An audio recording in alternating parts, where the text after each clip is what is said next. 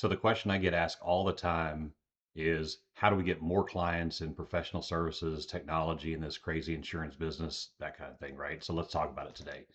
So number one, we've got to develop an ideal client profile.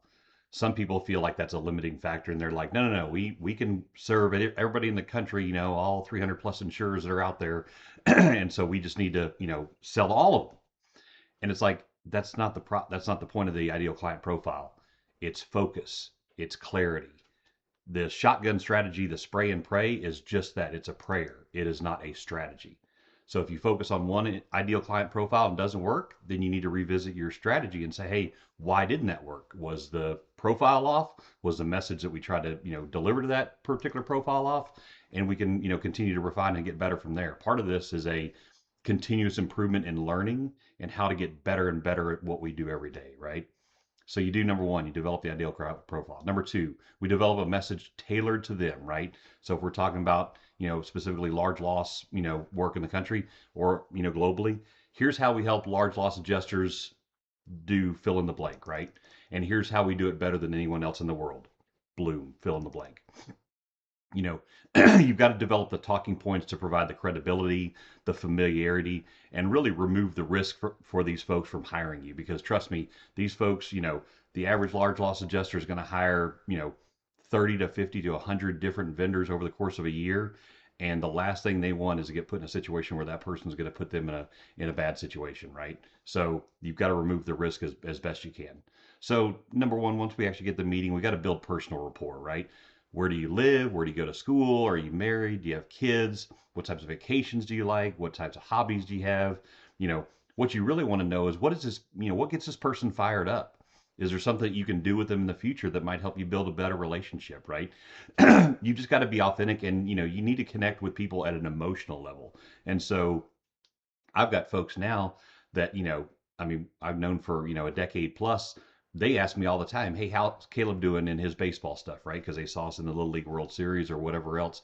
And so it's that kind of thing. It's being willing to share your life with them and them connecting with one part of it that they're really interested about, right? Many engineers and other folks in professional services, lawyers, this happens to them too.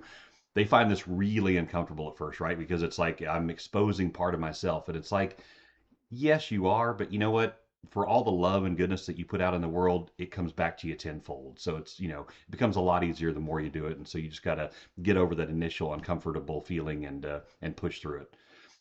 If you can connect with people at an emotional level, they remember who you are, right? Like I said, I've got folks all the time that are asking me how Caleb is doing or how Betty's doing and whatnot. And so there's just a lot of different ways that you can connect with people, but figure out how you can connect with that particular person.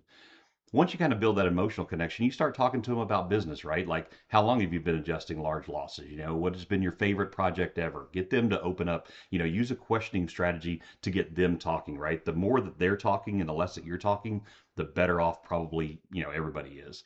So, favorite project ever, what's been your most challenging project? Figure out like how they think and how they reconcile through real big challenges, right?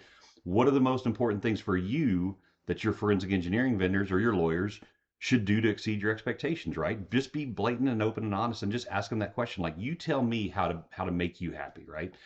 And they will tell you. And then you can also ask them the flip side, like, what are your pet peeves from your different vendors, right? People will always, almost always, tell you what they hate, right? Make sure to write this down and obviously never do that stuff. But, typically it's things like, oh, they don't return my phone calls. They're not communicative. They're not prompt in their responses. It's all this basic stuff that we can easily fix, right? Or we could easily just not ever do, as long as we're diligent and intentional about how we're serving that particular client. Then you start asking them, like, hey, who do you use for mechanical breakdown? Who do you use for structural losses, fire losses, electrical, et cetera, right? So you want to figure out who they are using today. We all know, who our competitors are. And so we just want to know who we're up against for that particular client.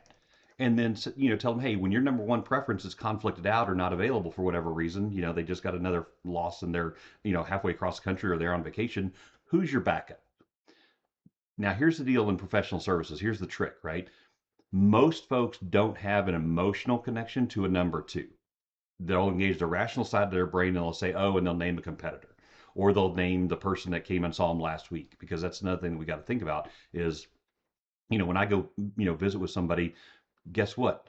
The week or two before that, Bonnie and Brandon and Kurt and Drew and TR and all these different people have traipsed through there and seen that same person that I'm talking to. And so the question becomes, from my perspective, these are all my competitors, right? Like, how do I differentiate myself amongst all them? Because they're all fantastic people, right? So I've got to be able to build a better connection with this particular person than they've already got, in order to get any piece of this person's business.